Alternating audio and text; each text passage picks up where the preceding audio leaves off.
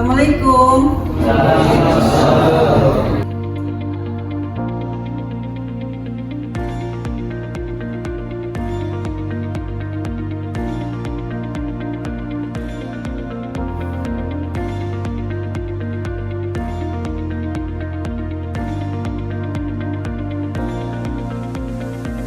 Siswa yang berbahagia, pada kesempatan hari ini saya akan menyampaikan mata kuliah manajemen pendidikan Islam yang menjadi mata kuliah yang saya bimbing. Mengingat begitu urgentnya manajemen, gitu ya. Jadi dalam sebuah kelembagaan, manajemen adalah jantungnya dari sebuah organisasi. Akan kita perdalam ya tentang tadi manajemen pendidikan. Manajemen pendidikan itu ada 4 pilar utama yang keempat-empatnya itu tidak bisa kita pisahkan ya, seperti yang dalam slide itu bahwa ada 4 pilar utama: perencanaan, pengorganisasian, pengarahan, dan pengawasan ya. Nah, mari kita lihat tentang perencanaan. Dalam perencanaan itu ada unsur-unsur perencanaan yang ini pun satu sama lainnya tidak boleh ada yang tertinggal. Jadi ada 4 unsur penting dalam perencanaan. Yang pertama yaitu penentuan prioritas. Mana yang menjadi prioritas dari sasaran atau tujuan yang ingin kita capai di lembaga kita.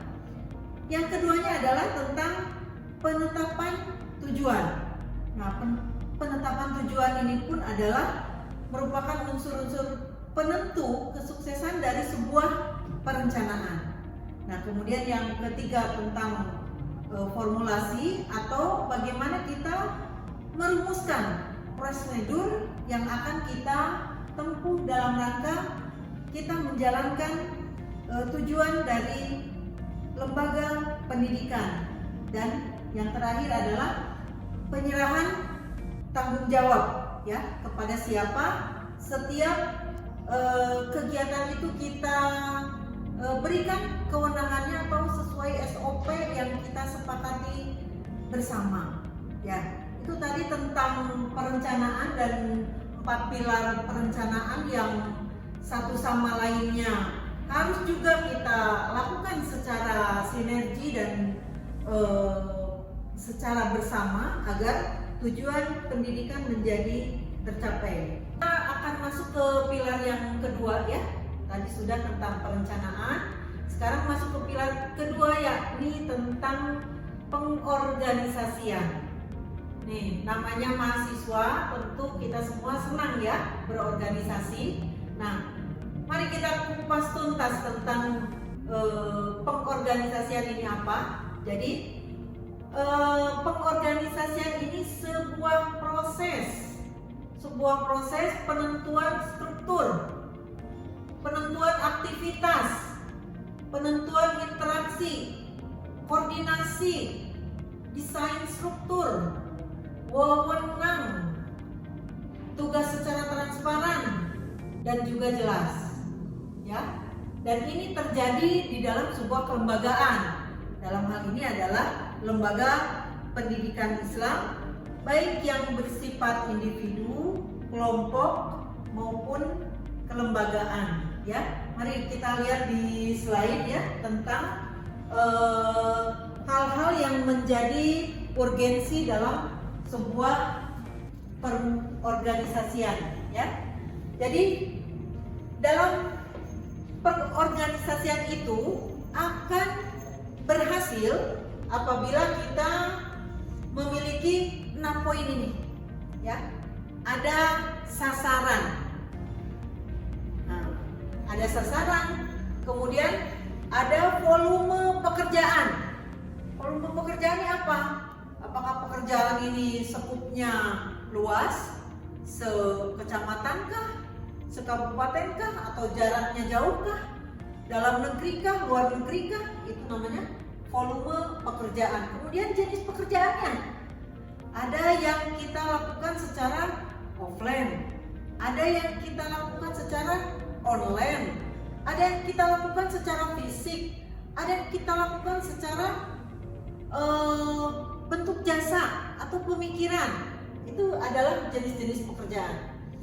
Kemudian yang sangat penting juga adalah aset yang diperlukan untuk keberhasilan organisasi. Apa saja aset yang diperlukan? Banyak sekali ya. Yang paling penting apa? Ya, pembiayaan atau keuangan atau fasilitas kantor, fasilitas gedung, alat tulis misalkan, itu semua adalah aset ya.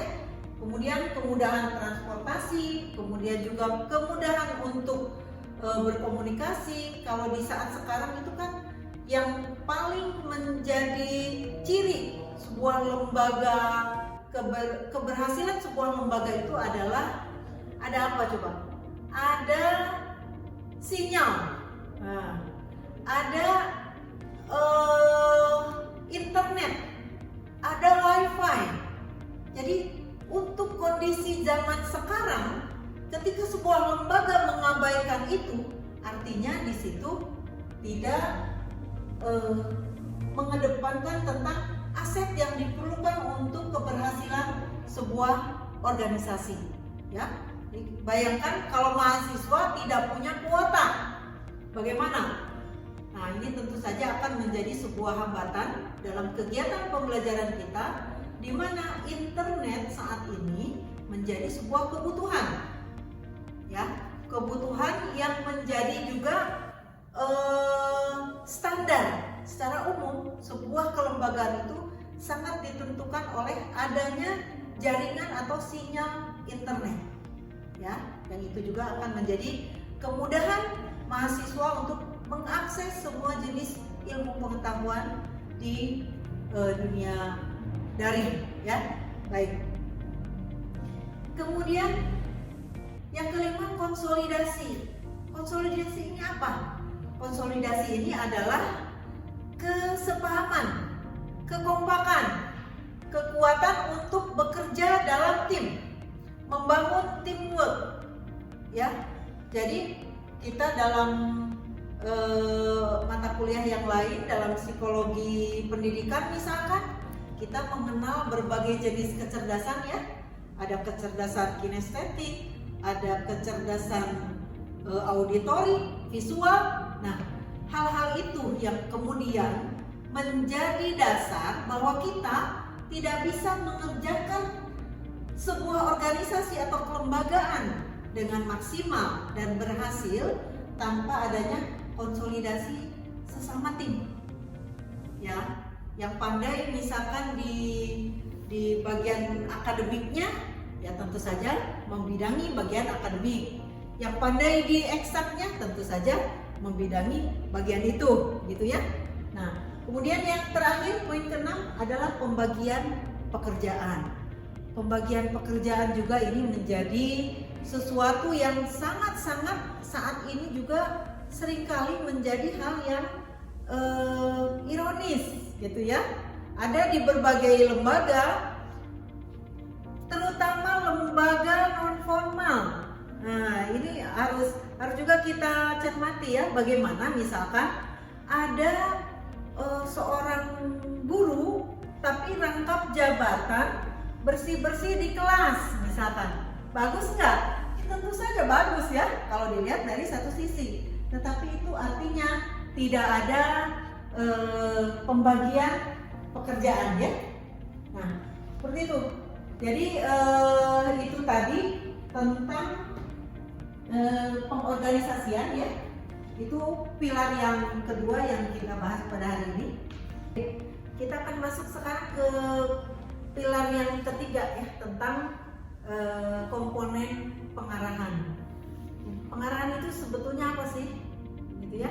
Pengarahan itu adalah kita memberikan bimbingan kepada rekan kerja sehingga mereka menjadi pegawai yang berpengetahuan dan akan bekerja secara efektif dan efisien menuju sasaran yang telah ditetapkan. Dalam komponen pengarahan ada 4 hal yang sangat penting. Yang pertama yaitu pengarah. Siapa yang memberi pengarahan di sini ya? Tentu saja biasanya adalah ketua pengarah ini. Kemudian ada yang diberi pengarahannya siapa? Nah, ini pengarahan ini anggotanya semua ya, semua komponen yang ada di kelembagaan itu. Nah, kemudian isi pengarahannya apa? Dan yang keempat adalah metode pengarahannya. Apa yang dipakai metodenya? Apakah metode ceramah kah? Ataukah metode tanya jawab kah? Gitu ya? Atau penugasan? Atau pemberian tugas secara online misalnya melalui grup WhatsApp atau hal-hal seperti itu ya. Nah, itu adalah komponen pengarahan ya. Nah, itu 4 pilar. Kemudian agar pengarahan ini bisa berhasil dengan sangat baik sesuai tujuan. Nah, ini harus ada yang dikuasai oleh yang memberi pengarahan ya. Siapa? Yaitu biasanya ketuanya ya. Apakah ketua yayasan atau kepala sekolah gitu ya, atau ketua kelompok, ketua grup. Nah, apa yang menjadi poin-poin yang harus dimiliki oleh seorang pengarah? Yang pertama adalah keteladanan ya. Jadi keteladanan ini yang akan memberikan atmosfer yang sehat bagi seluruh anggotanya, di mana keteladanan ini menjadi pembuka ya,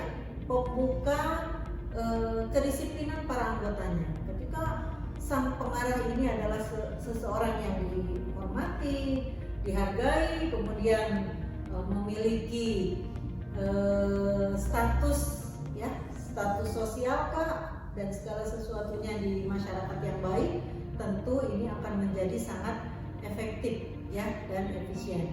Kemudian yang harus dimiliki oleh seorang pengarah juga yaitu konsisten. Dia memberikan pengarahan dan dia konsisten dengan apa yang disampaikannya, begitu ya. Jadi kalau dalam bahasa kitanya itu istiqomah. Jadi konsisten dalam segala hal yang disampaikan, baik perkataan maupun perbuatan. Kemudian ada keterbukaan ya, apalagi di zaman sekarang ini ya, serba CCTV ya, serba semuanya, nyaris tidak ada yang bisa kita sembunyikan ya. Di saat sekarang ini adalah era keterbukaan, sedikit-sedikit viral ya, malah dalam banyak media sosial itu. Bahkan akhir-akhir ini ada seorang guru yang bahkan dilaporkan oleh orang tua siswa gara-gara orang tua guru tersebut menghukum siswanya yang tidak melaksanakan kegiatan sholat berjamaah. Nah, itu berarti kan fungsi manajemen di situ tidak berjalan dengan baik ya. Oke, kawan-kawan mahasiswa yang berbahagia, ini kita akan membicarakan ke pilar yang keempat ya. Ini tentang pengawasan ya. Jadi pengawasan ini ada bentuknya itu berupa penjagaan ya, menjaga semua potensi, semua harta, semua aset gitu ya, dan waktu, agar hal itu tidak menjadi mubazir. Nah, ya, jadi pengawasan itu seperti itu. Nah, ini kita lihat di slide ya. Memelihara agar tujuan tercapai melalui program-program yang disiapkan sesuai rencana kerja yang dicanangkan. Dan pengawasan juga mengawasi seluruh langkah-langkah operasional ya. Jadi itu pengawasan ini merupakan pilar yang keempat yang harus juga kita cermati betul ya, bagaimana bahwa fungsi pengawasan itu begitu dampaknya sangat luar biasa sekali dalam sebuah organisasi. Nah, pengawas dalam manajemen pendidikan Islam, jadi yang mengawasi kinerja kita ini bukan hanya kepala sekolah, bukan hanya pimpinan, bukan hanya ketua yayasan, ya, tetapi di luar itu ada pengawas yang maha mengawasi, yakni Allah Subhanahu wa Ta'ala, ya. Jadi seperti tadi itu, bahwa semuanya adalah kita lillah agar menuju mardotillah.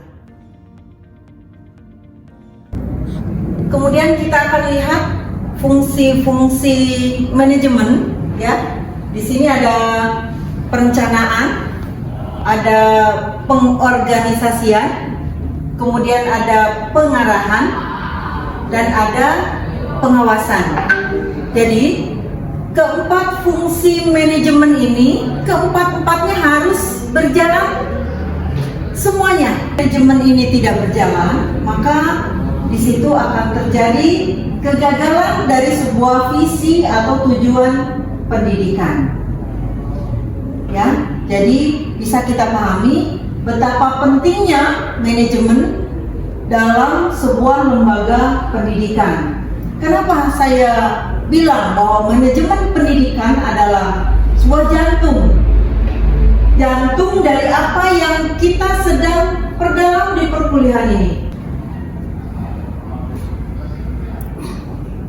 Baik, mahasiswa semuanya, itu tadi pengantar dari manajemen pendidikan Islam.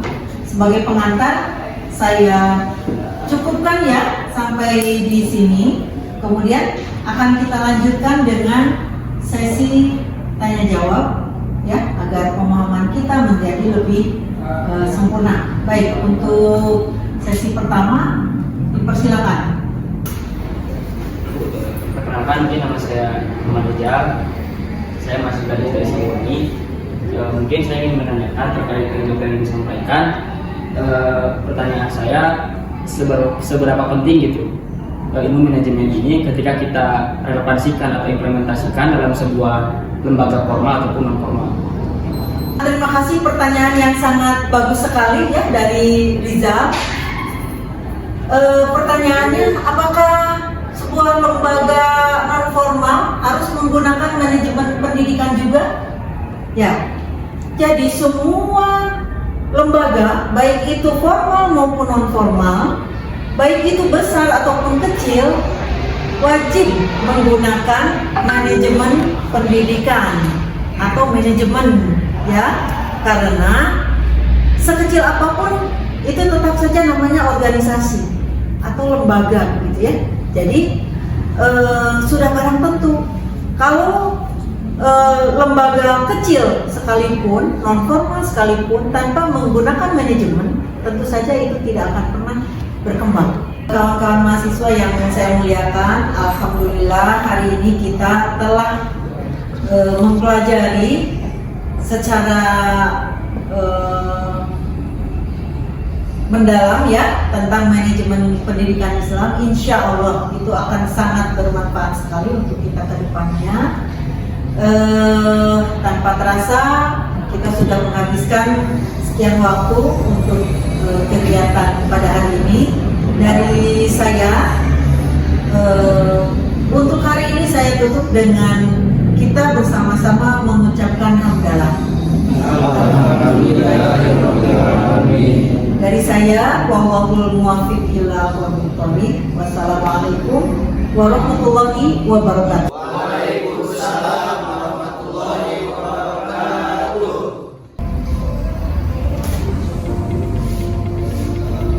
Ya, mari semuanya. Terima kasih, Bu.